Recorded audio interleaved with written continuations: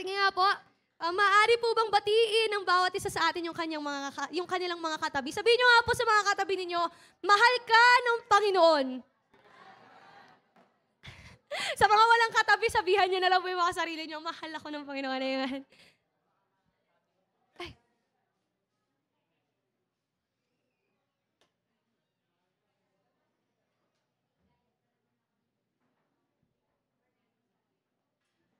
Ayun po, no? Grabe.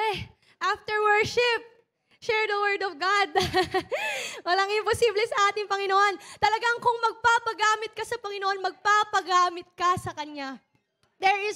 Alam niyo po, tawag dito, walang excuses pagdating sa Panginoon eh. Kasi siya ang giver of wisdom, siya ang giver of knowledge. Kaya kapag pupunta ka dito sa harapan, nasasabihin mong hindi mo kaya, parang ang imposible noon. Dahil ang Panginoon natin ang siyang nagbibigay ng karunungan sa atin. Siya ang nagbibigay ng katalinuhan sa atin. Amen?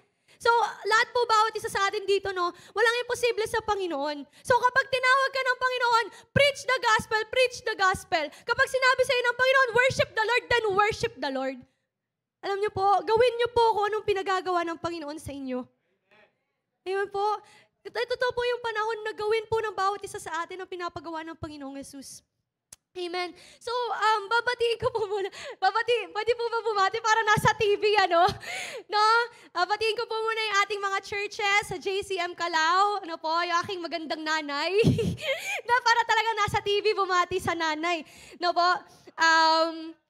Yung JCM Jeddah, Porac, di ba po? Lahat po ng mga JCM family, di ba po? JCM Masbate, Pastor Estela, Pastor Rodel, sa mga kapatiran doon. Binabati ko po ang lahat sa atin at sa mga iba pa pong mga lugar sa ibang bansa, di ba po? Praise God. I know the Lord will increase us. Mag-multiply po ang bawat isa sa atin. Amen? And binabati ko din po, TV talaga. Parang Kuya Will. Joke lang po. Binabati ko din po nandito po ba si Brother Abraham Cabanero? Asan po siya? Ay, hello po. Praise God, nandito po kayo. Palakpakan naman po natin si Brother Abraham. Di ba yung pangalan niya? Brother Abraham. Siguro dinala po talaga kayo ng Panginoon dito dahil may gagawin siya sa buhay niyo. Si Sister Margie. Praise God. Hello po, Sister Margie. Sister Rhea Bahada. Sister Rhea Bahada. Hello po. Praise God sa buhay niyo na nandito. Si Brother Melvin Inocencio. Hello po. Praise God. Amen. Palakpakan naman po natin ang bawat isa. Yung po, wag po kayong magtaka, Baka kasi nagtataka kayo, bakit sino ba tong nasa harapan ninyo? Bakit nag-worship siya tapos biglang magme-message, di ba? So, ayun po, di ba? Ako po si Pastora Kat. Nagpakilala. Tawag po dito, ako po ay naging pastora sa edad na 16. At 19 years old na po ako ngayon. Di ba po? Magugulat po kayo, paano? Bakit? Anong ginawa niya? Bakit ganun? Di ba? Bakit siya nagpapagamit sa Panginoon? Marami siyang pwedeng gawin. Pwede pa siya mag-enjoy sa buhay niya, di ba? Ang quote nga ng mga tao sa mundo, you only live once. Pero when you experience the Lord Jesus Christ, hindi mo na iisipin na you only live once eh. Ang iisipin mo na lang, paano ko ba magagamit itong buhay ko para mag-glorify si Lord? And doon ako tinawag ng Panginoon. When you experience the Lord Jesus Christ, mas gugustuhin mo na maglingkod na lang sa Kanya kahit ano pa mang edad mo. Kahit anong estado mo, kahit ano ka pa, di ba po? Mas pipiliin mong maglingkod sa Panginoon kesa mamuhay sa mundong ito na yung ibibigay sa'yo. Depression, anxiety, hurt, di ba po? Broken-heartedness, yun yung bibigay sa atin ng mundong ito eh. Di ba? Hindi tayo nasa-satisfy ng every need natin kahit meron tayong lahat. Yun lang yung kayang ibigay sa atin ng mundong ito eh. Pero ako po, when I experienced the Lord, nung 16 ako, alam niyo po, na-realize ko na I don't want to go back. Ayoko nang bumalik sa dating ako. Although hindi ako perfecto, syempre, di ba, yun nga bata. Pero hindi ko yun excuse sa Panginoon. Ngunit ako'y natututo Ako'y patuloy na pinalalago ng Panginoon. 'Di ba? Hindi lang spiritually, pati sa mundong ito. Kasi kahit na naglilingkod ako sa Panginoon, kailangan ko pa rin na, tawag dito, mag-work, di ba po? Talagang pumunta sa mundong ito. Pero, alam niyo, kapag nasa Panginoon ka at sa young age, tinuturuan ka ng Panginoon kung paano ka lalakad. Kaya po sa mga magulang na nandirito, mahalaga po na maturuan natin yung mga anak natin. Na sa murang edad, lumalakad po sila nang ayon sa kalooban ng Panginoon. Patuloy po ninyo silang ipanalangin. Patuloy po ninyo silang turuan na manampalataya sa Panginoon. Sige po, magsimula na po tayo, no? So, sa mga nakaraang preachings natin, di ba po, kung marirealize po ng bawat isa sa atin, ang lagi pong tinuturo, di ba, is for us to live a holy life. Tama? Na mamuhay tayo ayon sa kalooban ng Diyos, na mamuhay tayo sa kung paano namuhay ang Panginoong Hesukristo. Di ba po? Tinuturo sa atin from the previous preachings yung importance ng pagkakaroon ng relasyon sa Panginoon. Di ba po? Yung importansya na ikaw, kilala mo ang Panginoong Hesus at kilala ka niya. Gayon din naman, tinuturo sa atin magbasa ng Biblia, magmanalangin. Di ba po? Tinuturo sa atin na dapat ibigay natin yung pananampalataya sa Panginoon kapag tayo nakakaranas ng pagsubok. Marami pang iba. Maraming tinuturo sa atin. Amen po? Pero, naniniwala po ako na yung mensahe po ng Panginoon sa oras na to, mahalaga po. Mahalaga po in a way na, kasi ito yung pinaka-basic na dapat matutunan nating mga Kristiyano, pero at the same time, ito yung pinaka-nalilimutan natin na gawin. Sige nga po, maaari ko po ba kayong tanungin? Nagtanong, pwede po bang pumikit ang bawat isa sa atin? Sige po, pikit po natin yung mga mata natin. Di ba po, sa mga nasa FB Live, kahit po nandyan po kayo sa mga bahay nyo, or kahit sa amang churches, pwede po ba nating ipikit ang ating mga mata? Ngayon, meron po akong katanungan sa bawat isa sa atin. Maaari po ba ninyong itaas kung sino at ilan sa atin ang gumagawa nito? Maaari po ba nating itaas ang ating mga kamay? Sige po, sino po sa atin ang nagwo-worship kay Lord? Ang marunong mag-worship kay Lord? Can we raise our hands? Sige po, pakibaba po. Another question. Sino po sa atin ang mayroong personal devotion? Can we close our eyes po? Sino po sa atin ang may personal devotion? Can we raise our hands? Sino po dito ang nakapanalangin? Maaari po ba nating itaas ang ating mga kamay? Baba po natin. Last question po. Sino po dito ang marunong magpahayag ng mensahe ng Diyos? Okay. Okay naman po. Another set of questions. Maaari po bang itaas ng bawat isa sa atin ng mga kamay nang uma-attend ng prayer meeting tuwing Tuesday? Nakaka-join sa breakout room? Baba po natin ating mga kamay. Another question. Sino po ang nakaka-attend sa atin sa Thursday Bible Study? Baba po natin ang ating mga kamay. Sino po ang nakaka-attend sa atin tuwing Friday soaking? Live stream or on-site? Sige po, bababot natin ang ating mga kamay. And obviously, Sunday worship service. Lahat naman po tayo na nandirito. Maaari na po nating ibulat yung ating mga mata. Alam niyo po, habang nakatingin po ako sa inyo, nadarama ko po yung lungkot ng Panginoon. Kung nakita po. Kasi po nakapikit kayo, pero ako po, I believe nakita ng Panginoon ang bawat isa sa atin. Nakikita po, alam po na bawat isa sa atin kung sino mga nagtaas ng kamay. Huwag po kayo mag-alala, nakapikit po kayong lahat. Alam po ng bawat isa sa atin kung sino yung mga nakababa ang kamay sa mga katanungan. Alam niyo po, for the previous preachings, tinuruan tayo kung paano mamuhay ng may kabanalan. Tinuruan tayong magbasa ng Biblia. Tinuruan tayo na Manampalataya sa Panginoon, manalangin, lahat tinuro sa atin. Pero still, we all have our shortcomings para sa Panginoon. Alam niyo po mga kapatid, lahat ng bagay na tinuro sa atin nung nakaraan, yung mga pamumuhay ng may kabanalan, pamumuhay na katulad ng Panginoon Kristo, mahalaga yan. Ang pagbabasa ng Biblia, mahalaga yan. Pag-worship kay Lord, mahalaga yan. Pananalangin, mahalaga yan. Pananampalataya sa Panginoon, mahalaga yan. Pero mga kapatid, the same thing as attending our gatherings, it is also important para sa Panginoon.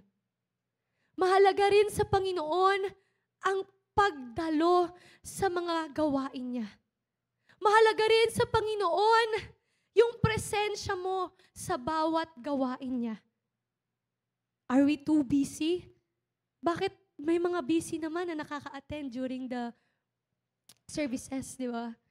Alam niyo po, naiintindihan ng Panginoon ang kada sitwasyon ng bawat isa sa atin.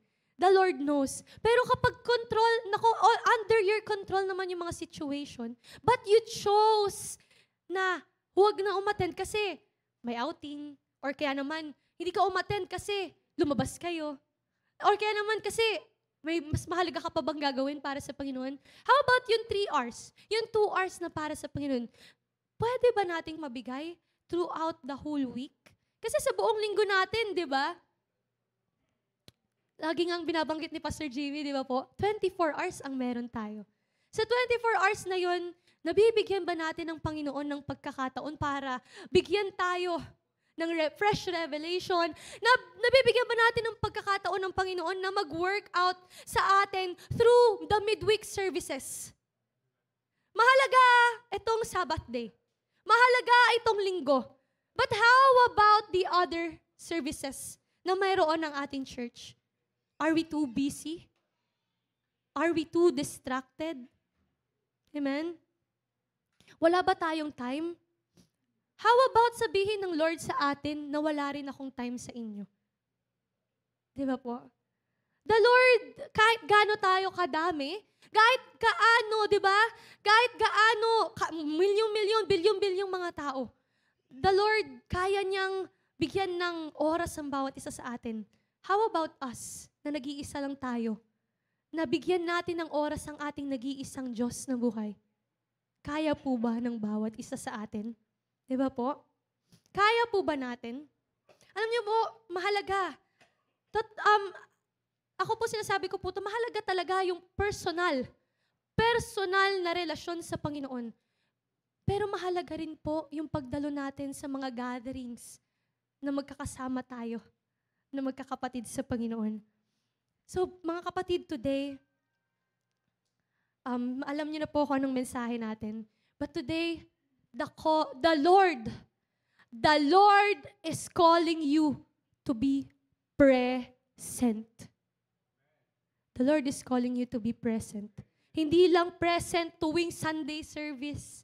Hindi lang present sa piling services.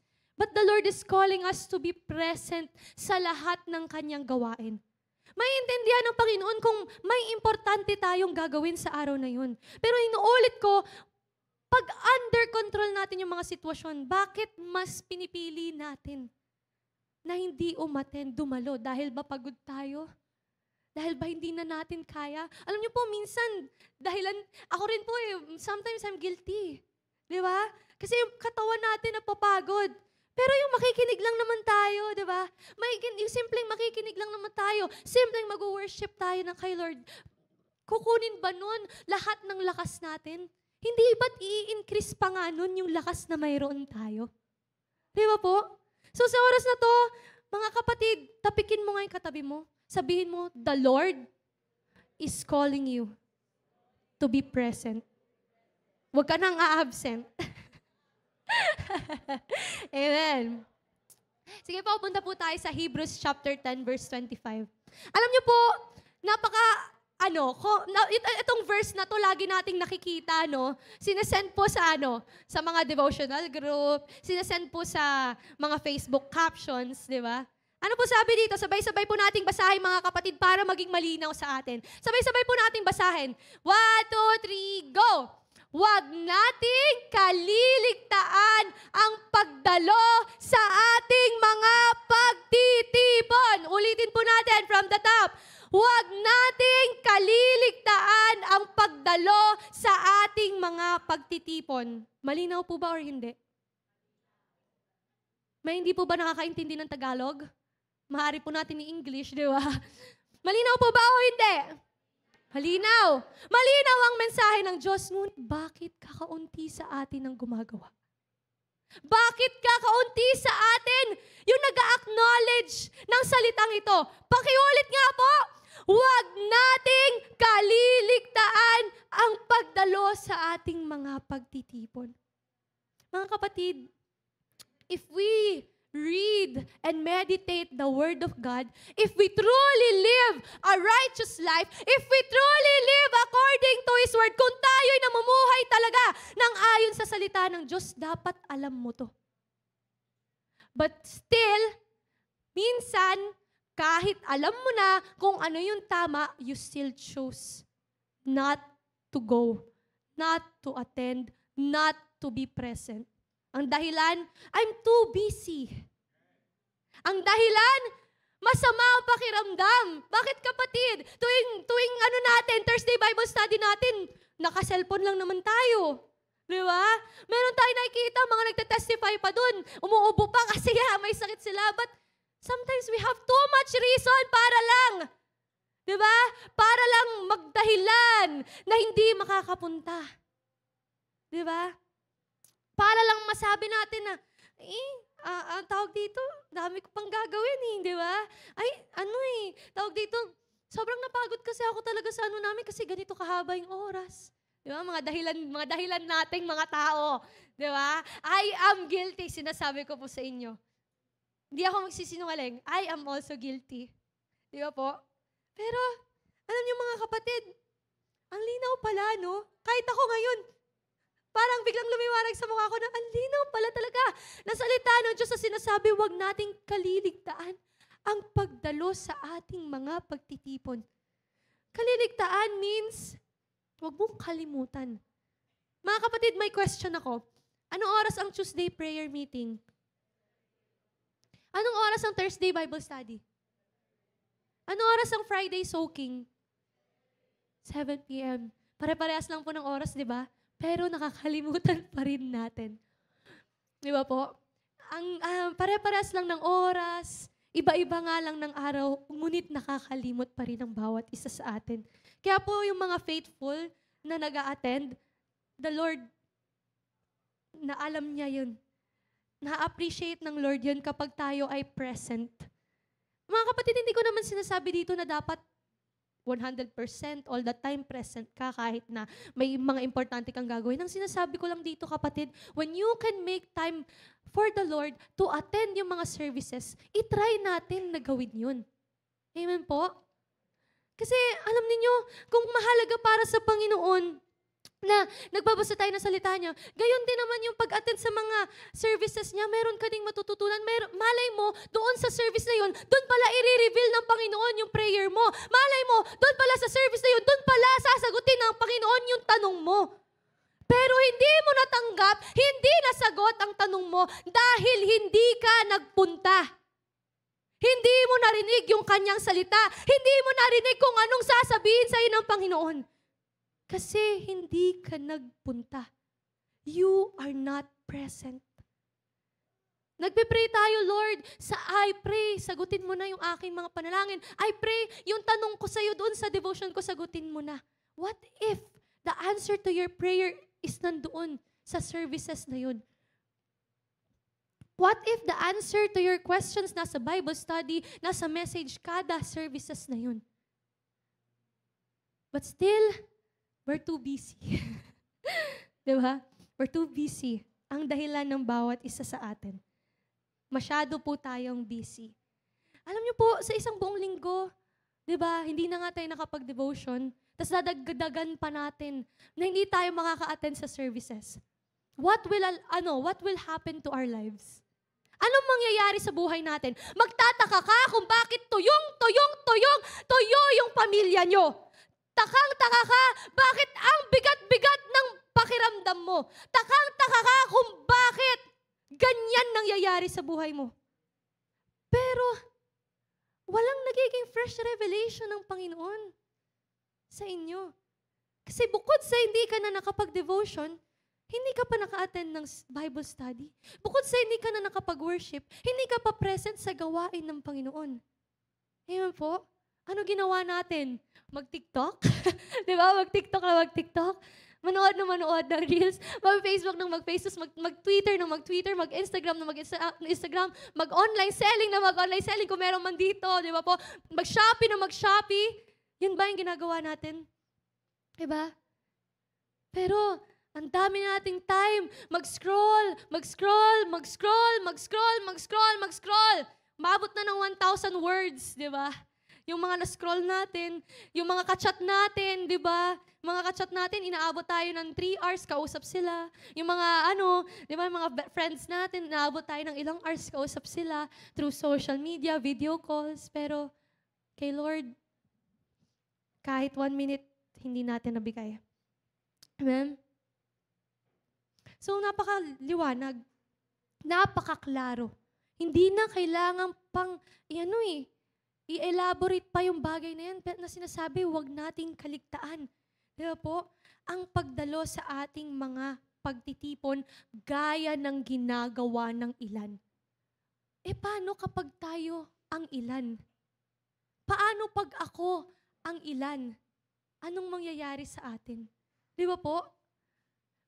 Huwag nating kaliligtaan ang pagdalo sa pagtitipon gaya ng ginagawa ng ilan. Paano kung tayo yung hindi dumadalo? Paano kung yung ilan, sila yung dumadalo? Di ba po? So right now, the Lord talaga, He wants us to be present. Kasi nilagay ko dito, if we truly give importance to the Word of God, if we have the right relationship with Him, at kung tunay nga na may natututunan tayo sa mga salita ng Panginoon at sumusunod tayo sa Kanya, dapat knowledgeable tayo. Dapat alam natin na ang pagdalo sa gawain ng Panginoon at sa mga pagtitipon niya ay ninanais rin ng Panginoon na gawin natin. Amen po? Sabi dyan, huwag nating kaliligtaan ang pagdalo sa ating mga pagtitipon. Bakit? Dahil alam ng Panginoon na may mangyayari, may gagawin siya sa oras na gawin mo yon. Di ba po? Kaya pati yung mga pagpapala na kaliligtaan din natin. Kaya pati yung mga revelation na kaliligtaan din natin. Kaya yung mga magagandang bagay na ipapakita ng Panginoon, kinaliligtaan natin. Kaya yung mga himala, kinaliligtaan natin. Kasi kinaliligtaan rin natin ang Panginoon. Kinaliligtaan din natin ang gawain niya. Di ba? We're so proud of being Christians. We're so proud na tayo. Di ba? Na proud tayo sa social media, na tayo mga Kristiyano. Pero kinaliligtaan natin ang kanyang mga gawain. Kinaliligtaan natin na importante din pala na pumapunta ako sa prayer meeting. Importante din pala na nagba-Bible study ako. Importante din pala na nagsusoking ako. Mga kapatid, may mga benefits kapag tayo pumunta sa mga gawain na yun ng Panginoon. Pero hindi natin makukuha. Why? Because we refuse na pumunta sa mga gawain yun. So mga kapatid, bakit ba? Bakit ba kailangan mong umattend ng Bible study? Bakit ba kailangan mong umattend ng prayer meeting? Bakit ba kailangan mong umattend ng Friday soaking? 7 p.m. Friday, 7 p.m. Tuesday, 7 p.m. Thursday, 9 a.m. Sunday. Bakit kailangan mong umattend?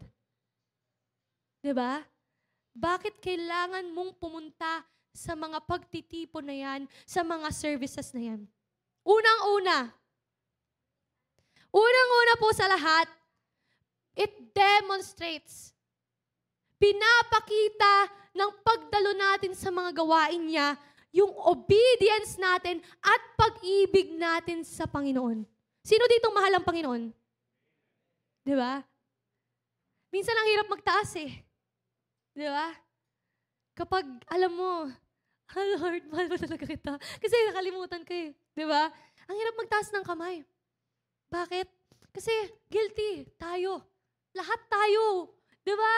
Wala sa atin ang makapagsabi na, uy, ano ako, di ba?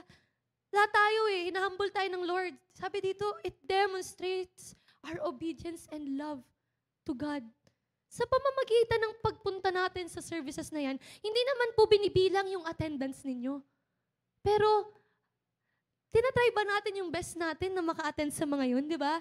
It demonstrates our obedience and love to God. Bakit? Kasi nga, sabi sa salita niya, wag nating kaliligdaan ang pagdalo sa ating mga pagtitipon. Hindi ko na kailangan i-explain malinaw na malinaw. Sa salita niya, kailangan mong gawin na wag mong kaligtaan. Dahil yun ang will ni Lord para sa atin. Ang huwag nating kalilimutan na umattend sa mga services niya. Bakit? Di ba, word ni Lord ito? Hebrews 10:25, salita ng Panginoon yan. Anong sabi ng Panginoon sa John 14:23?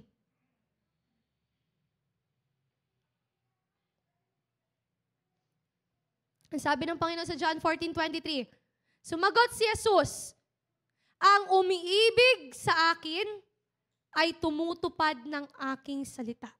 Di ba po? If anyone loves me, he will keep my word. Ito ang tanong mga kapatid, are you keeping His word? Yes, you live a holy life. Yes, you are walking according to His ways. Yes, tuwid ang daan mo. Pero lumagapak pagdating sa online services, pagdating sa mga gathering sa church. Diba? We're too focused on our personal na relasyon sa Panginoon. Mahalaga, tama, okay, best na gawin natin yun. But at the same time, hindi ba natin nare-realize na importante rin nga ang pagdalo sa kanyang mga gawain? At sinasabi yun sa salita niya sa Hebrews 10:25. At sabi ng Panginoon, kung umiibig tayo, dapat inutupad natin ang kanyang salita. So, maaari po ba ang bawat isa sa atin, simula ngayon, tuparin na po natin ang salita ng Panginoon? Amen? Amen. Alam niyo po, magiging mahirap talaga sa umpisa. Kasi, andyan yung temptation na may lakad, mas makaka-enjoy to gawin. Pero, what if mas maganda yung gagawin ng Panginoon sa atin kapag umattend tayo sa prayer meeting, kapag umattend tayo sa Bible study, sa Friday soaking, what if may mas magandang gagawin ang Panginoon sa buhay mo kesa sa, sa gagawin mo sa labas? Mga kapatid, naiintindihan ko na mayroon tayong mga personal na buhay. Naiintindihan ng Panginoon na may mga personal tayong buhay. Kaya nga kapatid, tatlong services lang yan Diba? Sa midweek. And yung mga ibang araw, pwede natin gamitin para sa mga personal natin. Na, di ba? Na may gagawin tayo, di ba? Or kaya naman, doon sa buong araw na yun, pwede mong gawin yung personal na gagawin mo, pero doon sa oras ng Bible study, doon sa oras ng prayer meeting, iset aside mo yung oras na yun. Di ba po? Amen po ba? Amen. Sabi dyan, kung umiibig sa akin ay tumutupad sa aking salita at iibigin siya ng aking Ama at kami tatahan at mananatili sa Kanya. Kung gusto nating manatili sa atin ang Panginoon, let's keep His word. Huwag nating hayaan na, tawag dito, ginagawa natin lahat ng kautusan niya, pero yung isa, nilabag naman natin. Di ba? Salita niya yan Salita ng Panginoon yan mananatili yan na kailangan talaga nating dumalo sa mga gawain niya. Sige, pupunta po tayo, Matthew chapter 7, verse 21.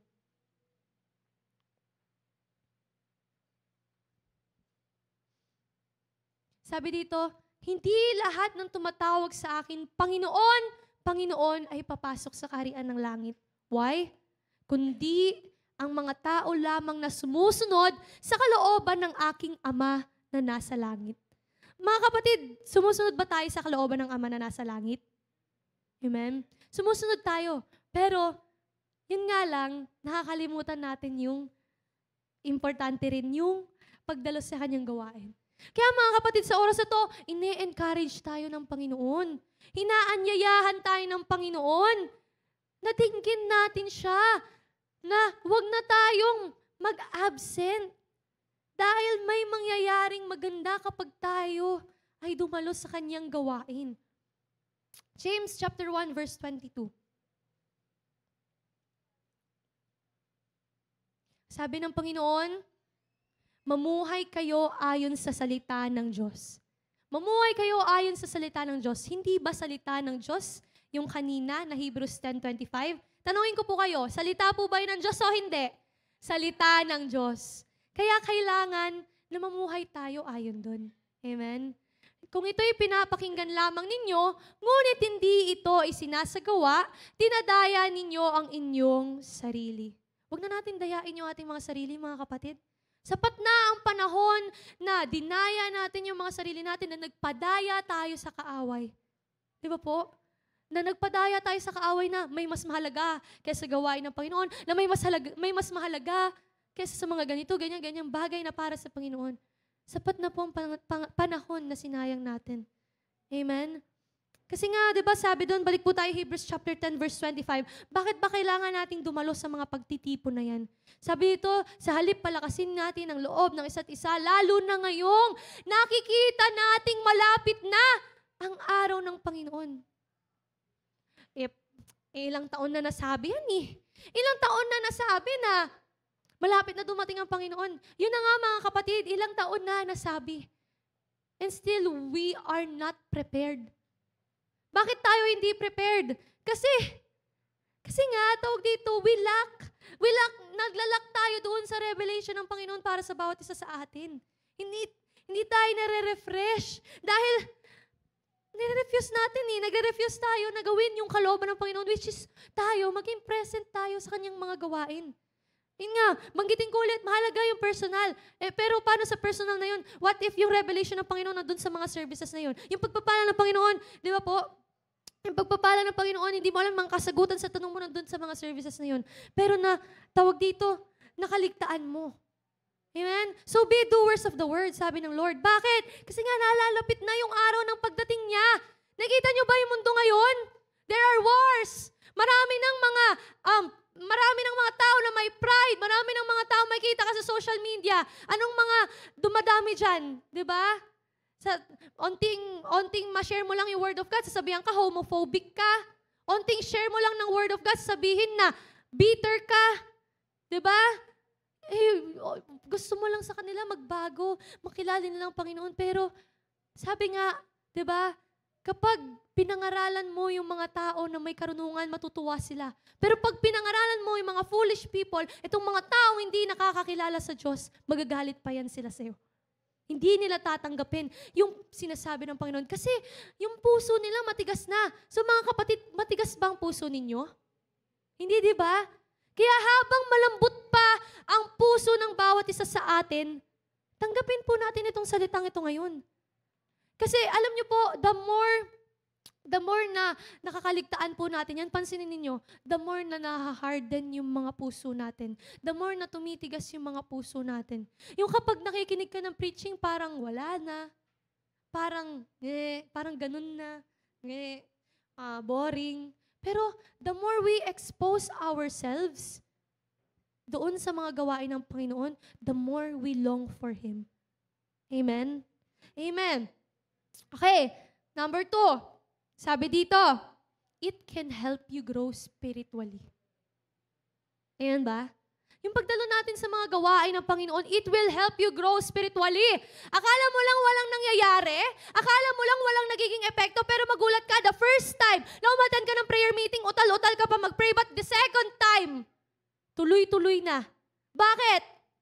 Kasi nga, when you attend the services, merong nag-grow sa'yo, spiritually, hindi mo lang nakikita. Hindi lang obvious sa mga mata mo, pero merong nababago, merong naayos, may nare-restore sa buhay mo when you attend these services. Pero dahil hindi nga tayo ma-attend, paano? Paano na? Paano tayo matutulungan na lumago? Oo, I believe our personal devotion will help us grow. Our personal relationship with the Lord will help us grow. Pero, mas mag-grow tayo when we have yung mga tao na tutulong sa atin para lumago sa Panginoon. Amen po? Kasi kapag tayo po umaattend sa services niya, patuloy tayo natututo ng salita niya. Di ba po? Patuloy tayo natututo ng salita niya. So yun, pero dun sa mga services na yun, gumagamit rin naman ng Panginoon. Malay mo, yung tao na magsasalita doon sa service na yun, yun pala yung tao na ginamit ng Panginoon para maglagay sa puso mo ng mensahe na para sa'yo, yung revelation na para sa'yo. Ayan po? What if yung tao na nagsasalita pala during the Bible study, ginamit pala ng Panginoon para sagutin yung mga problema mo. Di ba po? Kasi, pag di tayo if di tayo a-attend sa mga services na ito, kung hindi tayo pupunta sa services na ito, bakit pa tayo may pastor? Di ba po? Bakit pa tayo may mga leaders? Bakit may mga taong itinalaga ang Panginoon to guide us if hindi mahalaga itong mga services na to? Di ba? Through the services natutulungan nila tayo. Itong mga pastor, mga preachers, di ba? Natutulungan tayo. Bakit magtatalaga ang Panginoon ng mga pastor to lead His flocks? Di ba po? Kung dapat lang pala tayo mag-focus sa personal na relasyon natin sa Panginoon. Mahalaga yun. Ulitin ko po. Para hindi po ma-misunderstand about isa sa atin. Mahalaga po ang personal na relasyon sa Panginoon. Pero mahalaga rin po na natutulungan natin ang bawat isa na lumagos sa Panginoon. Huwag po nating mag-focus lang sa sarili natin. Dapat iba rin. Yung ibang tao rin. At hayaan din natin na yung ibang tao na yan mag-instill sa atin, maglagay sa atin. Diba? Mag-encourage sa atin. Amen po ba? Sige po, punta po tayo. Ephesians chapter 4 verse 11. Ito po yun. Bakit ba magtatalaga ang Panginoon ng mga taong ito kung hindi mahalaga, di ba? Sabi dito, pwede po NK, JV.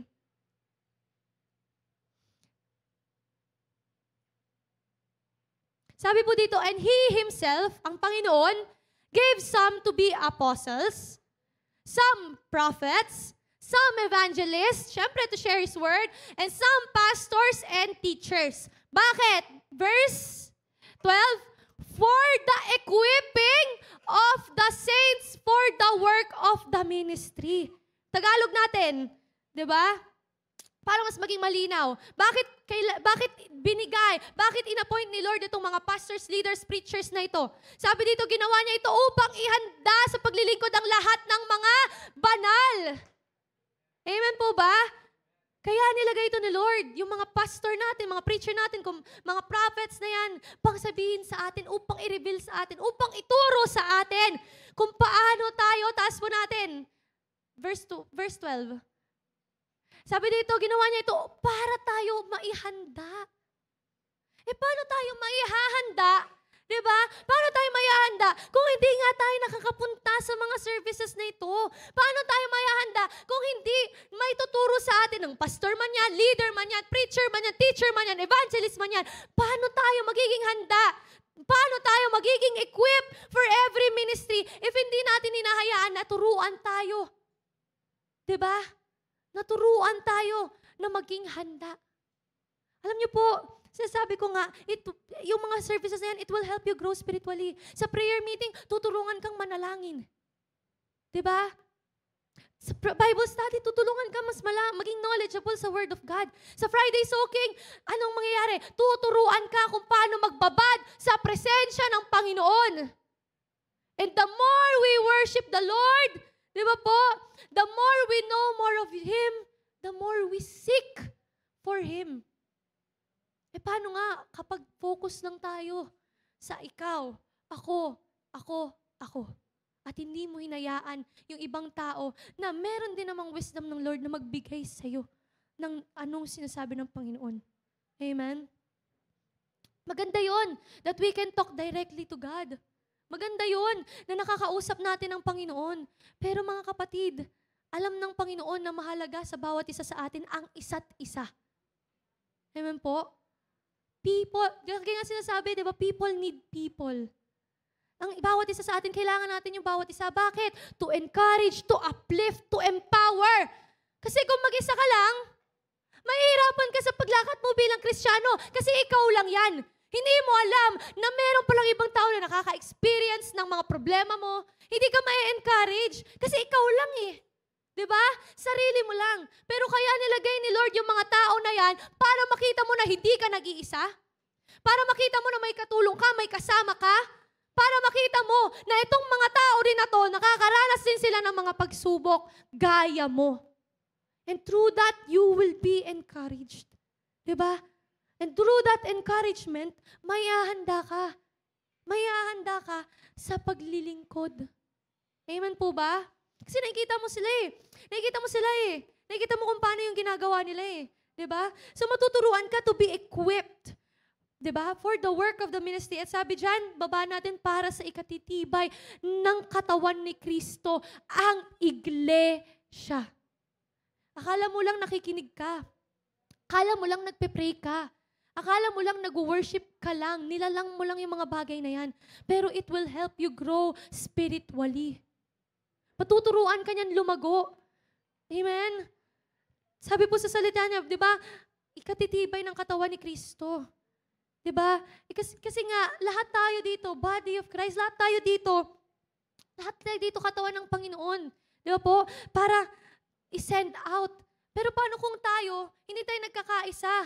Kasi through attending these services, magkakaroon tayo ng pagkakaisa. Di ba? Katulad na lang nung nakaraan, di ba? Prayer meeting.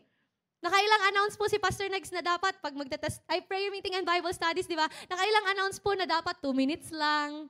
Di ba? Alam niyo kung bakit walang pagkakaisa, walang unity sa pagkakaintindi? Kasi nga, kinaliligtaan natin yung pagdalo sa mga gawain ng Panginoon. Di ba? Kaya tayo nagkakaroon ng mga Pero kung tayo, sabay-sabay tayo, sama-sama tayo na nandun sa gawain na yun, magkakaroon ng pagkakaisa sa kung anong natututunan natin, kung ano yung mga gagawin natin. At sabi nga, the Lord is the God of order. Amen po? Amen. Next, sabi dito, nabanggit ko na kanina, yung mga fellow believers natin, ma-uplift tayo at ma-encourage tayo. Huwag mong i-isolate yung sarili mo. Parang ako po si Elsa di ba? Queen of isolation. Let it go. Joke lang po. Di ba? Kasi nasanay po ako mag-isa. Ako po, totoo po yan. Feeling ko kasi ako si superwoman na kaya kong lahat. Pero ang Panginoon pala, sinabi sa akin ng Panginoon na kailangan mo ng tao. You need people to support you, to edify you, para maitaas ka, may-uplift ka, ma-empower ka. Kasi kapag mag-isa ka, mahihirapan ka sa lakad mo sa Panginoon Di ba? When we isolate ourselves sa maraming mga tao, naiintindihan ko, meron sa atin sinasabi nila introvert, extrovert, mga ganun. Di ba? Naiintindihan ko po ganun ang bawat isa sa atin, pero alam nyo ba, nung na-experience ko ma-uplift ng ibang tao, I realized that gift din ni Lord, blessing din ni Lord yung mga tao na ito para sa atin. Kaya wag nating sarilinin lahat. Okay po? Wag natin sarilinin ng lahat. Although nandyan si Lord, pero kaya nga binigay sa'yo ni Lord yung mga tao na yan para tulungan ka. Kasi mahirap mag-ministry, mahirap gumawa para sa Panginoon kapag mabigat. Mabigat ang pagsubok, mabigat ang problema. Pero para mailabas mo yan, para matulungan ka, anong kailangan mo? Kapatiran. Panalangin ng kapatiran, testimony ng kapatiran. Amen po ba? Mahirap po kapag mag-isa ka lang. Amen? So do not isolate yourself, di ba po?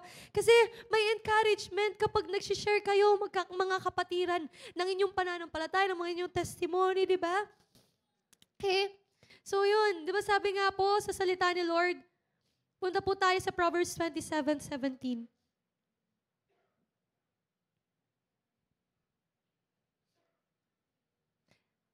NKJV, NASB po. Kung New American Standard Bible.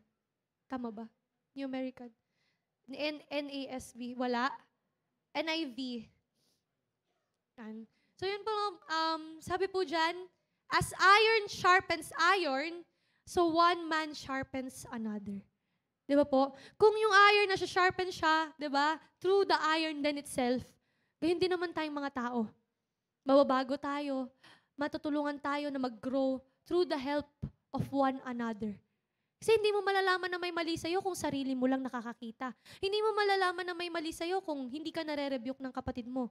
Di ba? Hindi mo malalaman na hindi ka nag-iisa kapag hindi mo narinig yung kapatid mo mag-testify.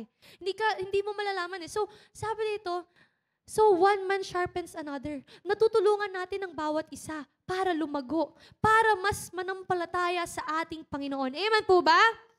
Amen. Sige po, Galatians chapter 6 verse 2. Through this Bible studies po, through these gatherings po, natutulungan po tayo to carry each other's burden. Mga kapatid, mabigat kapag ikaw lang mag-isang nagbibitbit ng burden mo. bigay mo sa iba yung problema mo, di ba? Joke lang po, hindi ganon. Di ba? Kasi makatutulungan po natin yung bawat isa para manalangin sa isa't isa. Di ba? Hindi naman ibig sabihin, carry each other's burden, ibibigay mo na sa kapatid mo yung problema mo. O sige, sa'yo na to. Sa'yo na to. Ayoko na ng problemang to, I give it to you. Di ba? Hindi ganun. Pero through our Bible studies, di ba, ma-encourage kayo, ma-uplift ka sa dami ng testimony nila, sa dami ng pagsasabi nila ng kung gaano kabuti ang Panginoon sa buhay nila. Amen po? So kaya nga ngayon, the Lord is calling us to be present. Hindi lang po dito sa JCM Olonga po, di ba? Pati sa mga nasa JCM Calao, may mga prayer meetings po dyan, mga nanay at tatay, Bible studies po dyan, di ba po? Di ba? Karamihan kabataan po makikita doon. Pero mga nanay at tatay, po, di ba po? Attend na rin po kayo ng mga Bible studies, prayer meetings. Na special mention pa po yung mga Calao. Kasi, syempre po, andun po yung nanay ko eh. Di ba? Dapat marinig po ng nanay ko mamaya. Sabihin na hindi na naman ako pinapansin, di ba? Pero yun po, no? Mahalaga po na tayo nakaka-attend sa mga ito para matulungan po natin ng bawat isa. Mabigat ba yung problema mo, di ba? Matutulungan ka ng mga kapatid na yan. Mga kapatid natin. Sige po, next. Wait lang. Sabi po ng Lord sa John 13:14. Ito po, yung part po na to. Dito po, sabi dyan, now that I, your Lord and teacher, have washed your feet. Kasi hindi po, alam niyo na po to. Nagbabasa kayong Bible, di ba? Hinugasan po ng Lord yung mga paa ng kanyang mga disipulo. Sabi dyan, now that I have washed your feet, you also should wash one another's feet. Ano ba ibig sabihin nun? Hugasan ko yung paa ninyong lahat? Hindi. Tulungan po natin yung bawat isa. Di ba? Let us serve one another. Di ba? You can serve the Lord, but also you can serve His people. Amen? Kasi pag naglilingkod ka sa mga tao, naging joke lang po. Biglang naging presidente, joke lang. Kasi kapag tayo po naglilingkod sa mga tao, di ba, napaglilingkuran natin ang Diyos. Amen po? Kaya nga po ako, sa buhay ko po palagi, gusto ko po na matutulungan ko rin yung mga tao. And at the same time, kasi alam ko, pag natulungan ko yung mga tao, matutulungan ko ang Panginoon. Sa Panginoon ko binibigay ang tulong na yon. Amen po? Kaya nga po ako, ang pangarap ko, ang prayer ko kay Lord, na kapag ako nakagraduate, kahit hindi ko tinatanggap yung minimum wage. Pero kahit pag ako po nakagraduate, ang gusto ko po sa buhay ko, ang prayer ko po sa buhay ko, ay matulungan yung mga kabataan sa Calao na makapag-aral. Kasi when we help other people, we are also helping the Lord. Ako po gusto ko pong makatulong, pero pare-parehas na po kami walang pera. Diba? Pero yun, kaya kami po doon na mga kabataan doon, na mga college student, nagkakaisa po kami ng spirit. Lahat po ng nais namin, matulungan yung mga kabataan doon upang makapag-aral, upang makapagtapos. Kasi mahirap po yung buhay doon sa Calao. Kung alam nyo lang po yung mga kabataan doon, kung naka-attend po kayo last prayer meeting na nag-message po si Ate Jenny, Sister Jenny Dulva mula sa Calao. Di ba sinasabi niya nga doon, sabi niya, hindi kami nakakakain ng buo sa isang araw. Ganun po kahirap ang buhay. Pero ano pong nangyari sa kanya? Because merong mga taong nag-uplift sa kanya, tumutulong sa kanya, nananalangin sa kanya, and at the same time, lagi siyang present. Lagi niya naririnig yung fresh revelation ng Lord sa kanya. Anong nangyari? Nag-grow siya spiritually. Na-empower siya, di ba, ng mga kapatiran. And ganun pong gusto ng Lord para sa atin. Di ba po? That we serve one another. We help one another. As we are helping one another, tataas natin ang Panginoon. Kasi kapag tinutulungan natin ang bawat isa, ibig sabihin nun may pag-ibig tayo sa bawat isa. At kapag may pag-ibig tayo sa bawat isa, sinong nakikita sa atin? Ang Panginoon. Ang Diyos ang siyang nakikita sa bawat isa sa atin. Amen po? Amen. Next is, kapag po ginawa nating parte ng buhay natin, yung services na yan, mag-i-increase po yung desire natin kay Lord. Akala nyo lang hindi, pero the more na mag-attend po tayo sa mga services na yan, the more na na-excite tayo sa kung anong gagawin ng Panginoon on the next na mga services pa. Kasi alam niyo po, di ba, ayun nga sinabi ko na kanina, pag natututo ka ng salita ng Diyos, mas nafe-feel ka eh. Nabubuo ka. Nalalagyan ng satisfaction yung puso mo. Nasa-satisfy ka. And kapag nasa-satisfy ka, di ba kapag kumain tayo, pag nagustuhan natin yung pagkain yun, na-satisfy tayo ng pagkain na yun, di ba, minsan nagkikrave tayo dun sa bagay na yun. Gayon din naman kay Lord. Kapag nasimulan mo, the more na magkikrave ka for more of His Word, gusto mo pa mas lalong mag-worship, gusto mo pa malalong makinig ng salita niya. Ganun sa Panginoon. Amen po? Kasi the more we attend these services, the more we appreciate kung anong ginawa ng Panginoon sa buhay natin, kung ano yung ginawa niya din sa buhay ng ibang tao. Diba? So, dito po, sinulat ko po, no, mahilig po kasi ako magsulat. Sinulat ko po dito, no, the more we expose ourselves to our services, to our gatherings, the more it allows us to deepen our relationship with Him. Amen? And put a great desire in our hearts to grow closer to Him. Amen po?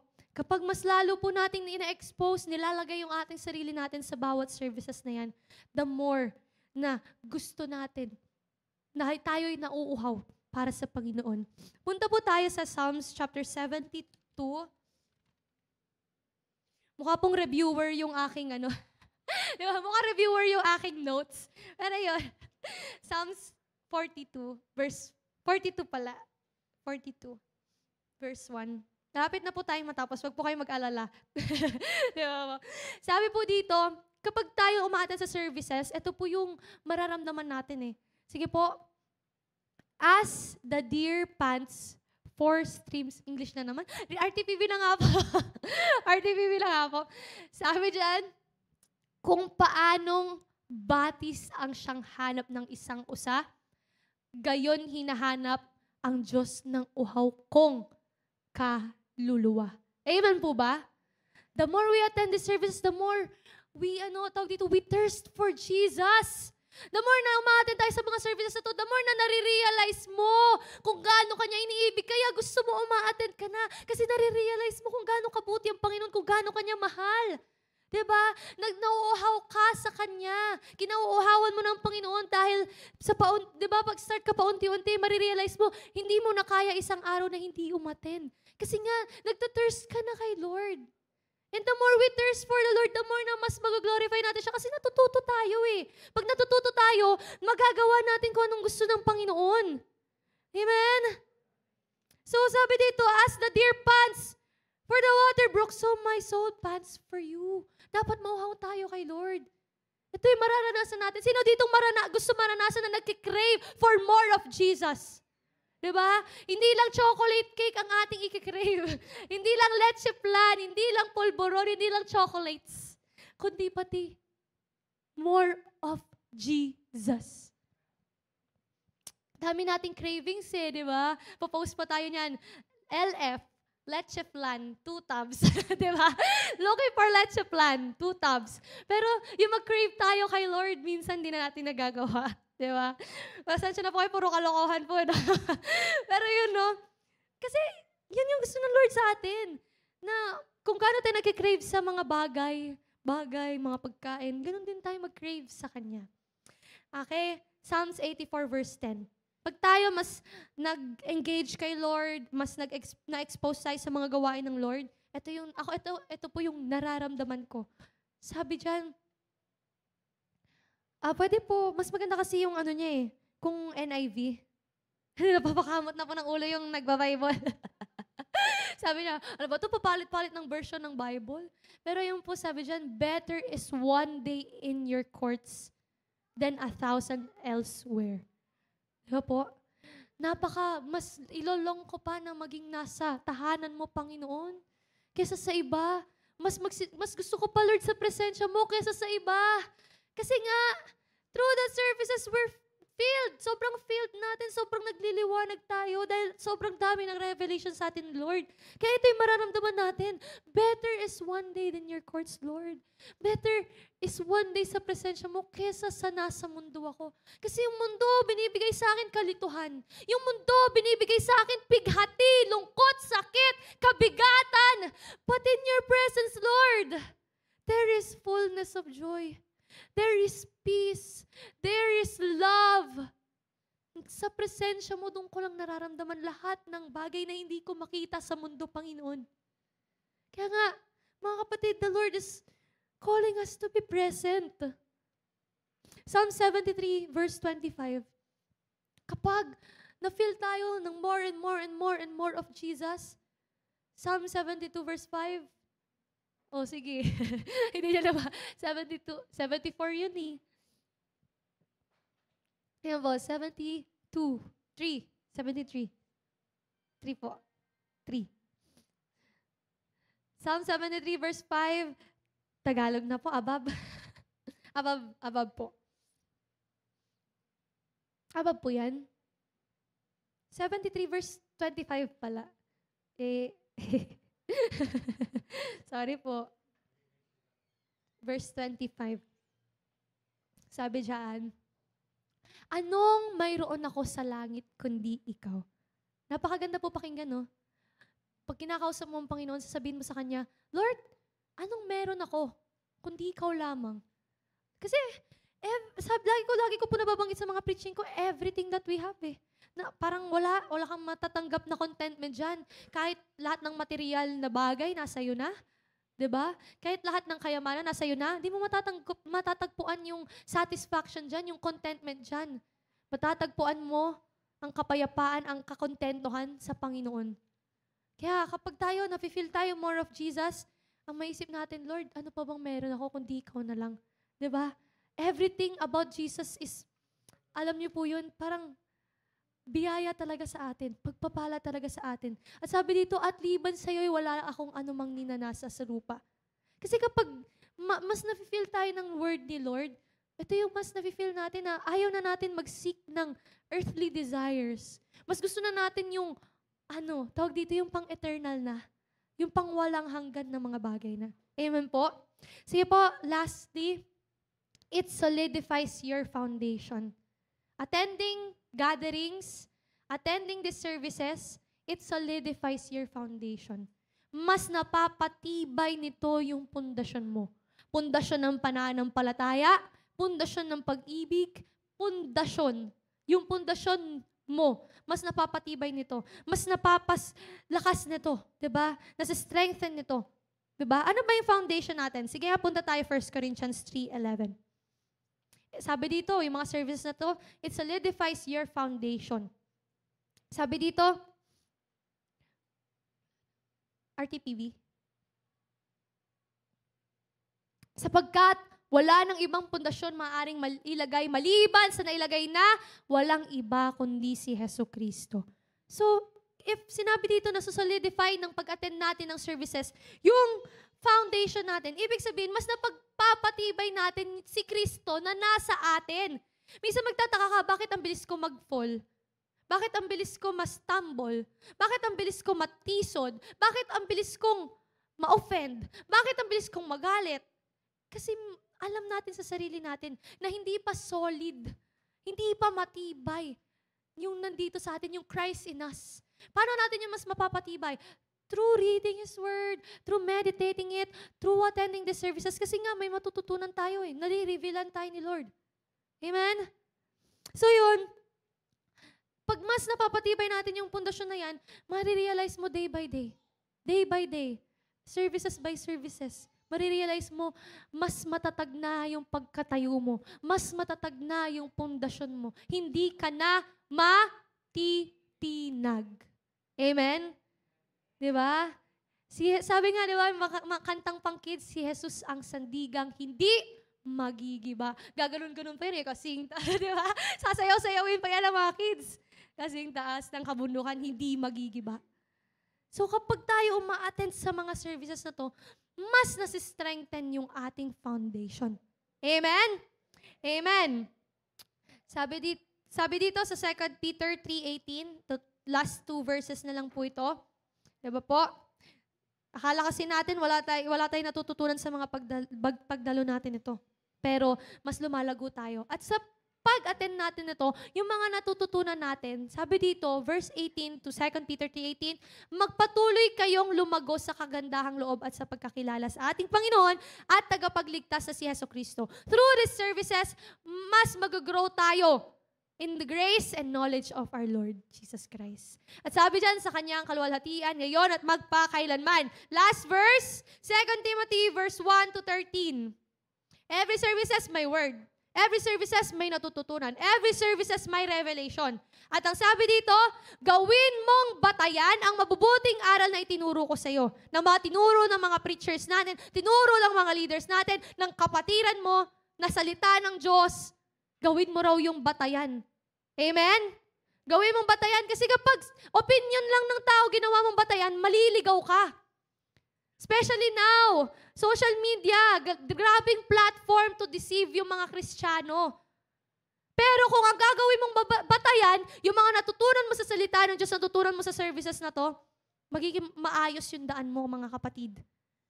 Sabi dito, at manatili ka sa pananampalataya at sa pag-ibig na tinanggap natin sa pamamagitan ng ating pakikipag-isa kay Kristo Jesus. Sige nga po, palakpakan po natin ang Panginoon. Maaari po bang magsitayo ang tayong lahat? Hallelujah. Thank you, Lord Jesus. So yun ngayon mga kapatid, I pray na this calling, yung tawag na ito para sa atin, para maging present, sana po, diba, I pray wholeheartedly na mailagay po ito sa atin. Amen? Na meron tayong natutunan. Amen? Sa lahat ng nabanggit, I pray na merong binigay si Lord na revelation para sa bawat isa sa atin. Sige po, tayo po'y manalangin. Sundan po ninyo ang aking panalangin. Panginoong Jesus, pinupuri kita. Salamat sa araw na to na pinagkaloob mo sa bawat isa sa amin. Lord Jesus, patawarin mo po kami sa aming mga pagkukulang, sa mga bagay na nagawa namin na hindi tama. Patawarin mo kami, Panginoon. Inaamin po namin na kami makasalanan. Kami nagkamali.